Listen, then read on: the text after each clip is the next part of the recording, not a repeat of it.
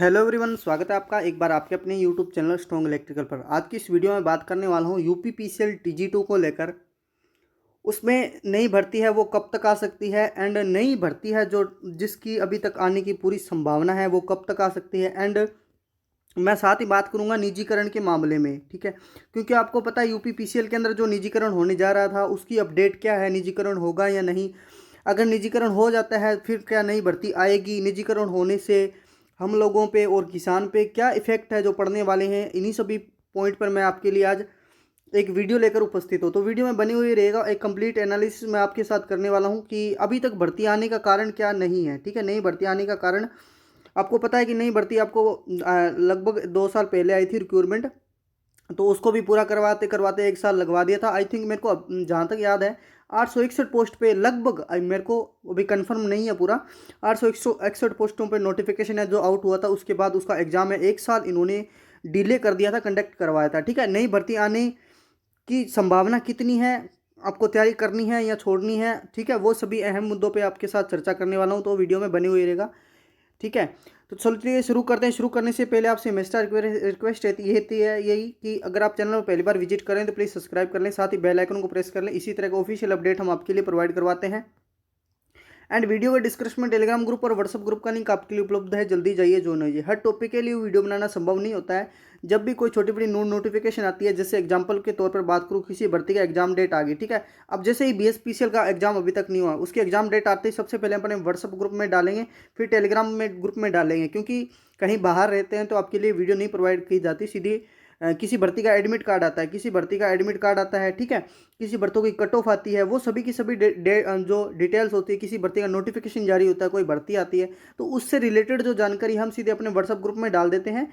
And फिर अगर time रहता है तो आपके लिए वीडियो बना दी जाती है। तो सबसे पहले मैं बात करूंगा इसकी निजीकरण के मामले में, ठीक है। तो निजीकरण जो हो रहा था उसको लेकर कहाँ कहाँ आपको जो इसमें देखने को मिल सकते हैं निजीकरण से। अगर निजीकरण निजीकरण का मतलब क्या होता है, जो पुराने कैंडिडेट हैं उनको तो पता है, लेकिन न्यू कैंडिडेट जो इनको आईटीआई होल्डर अभी जिन्होंने पास आउट किया उनको नहीं पता है।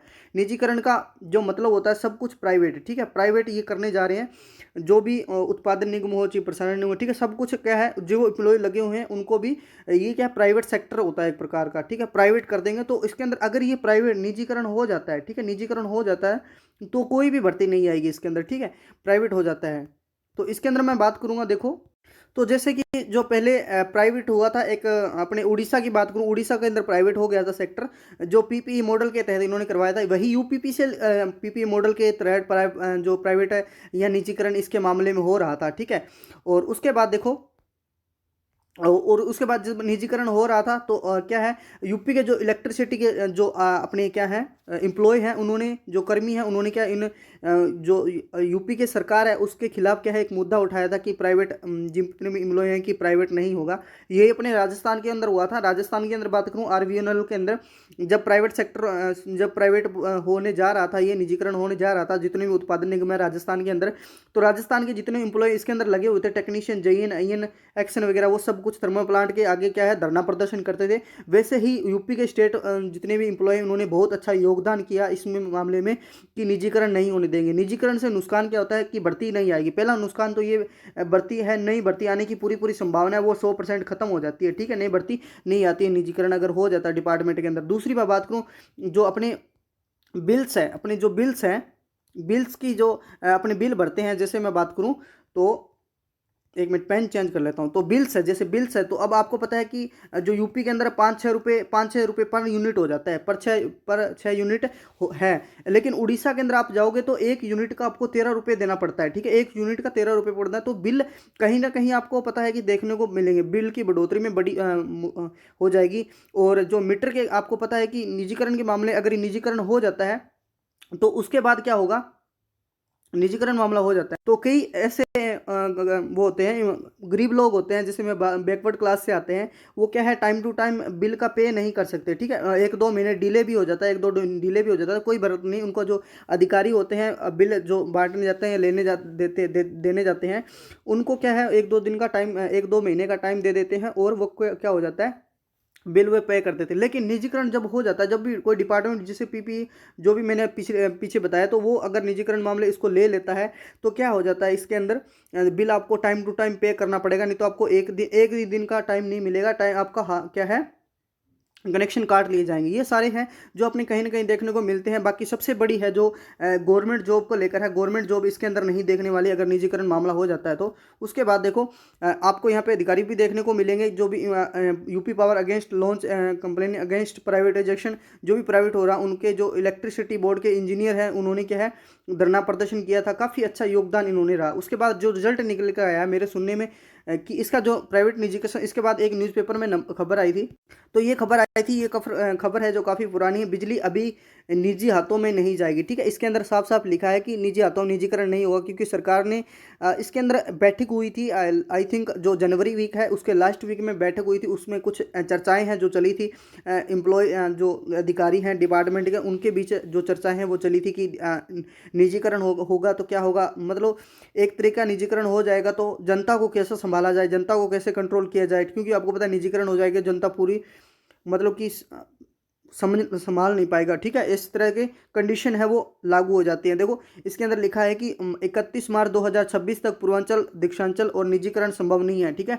मतलब 2026 तक, ये 2025 चल रहा है, 2025 चल रहा है और 2026 तक आपका निजीकरण नहीं होगा। इसमें साफ साफ ये न्यूज़पेपर के है। बाकी काफ़ी ये पुराना है, ज़्यादा पुराना नहीं है, लेकिन अपने कह सकते हैं कि इसके अंदर जो निजीकरण है वो नहीं, इसके अंदर सामने आया था कि निजीकरण आपका 2026 तक नहीं होगा। अपने लिए तो बेटर ये है कि निजीकरण ना हो, क्योंकि अपने को चाहिए भाई नई भर्ती, ठीक है। नई भर्ती चाहिए, निजीकरण ना हो, अच्छा है, ठीक है। अब भर्ती आएगी या नहीं आएगी, भर्ती कन्फर्म आएगी, मैं आपको बता देता हूँ। कब तक आएगी इसका कोई ऑफिशियल अपडेट नहीं है, किसी के पास नहीं है।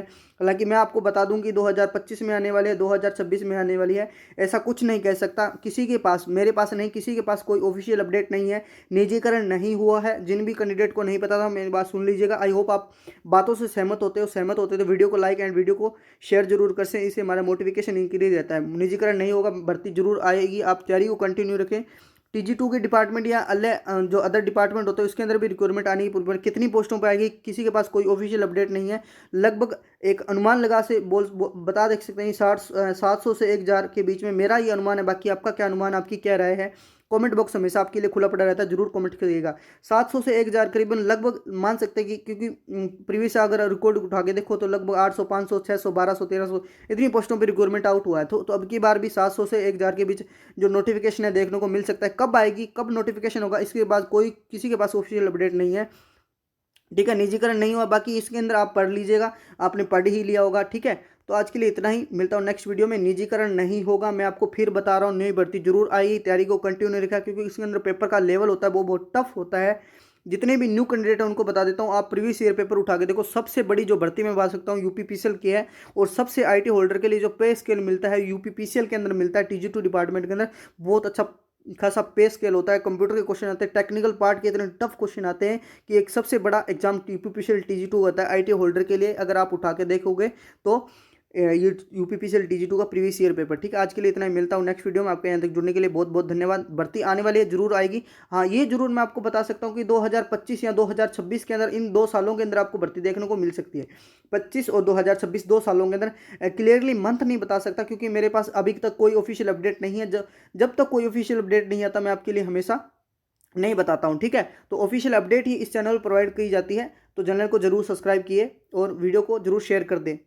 मिलता हूँ नेक्स्ट वीडियो में।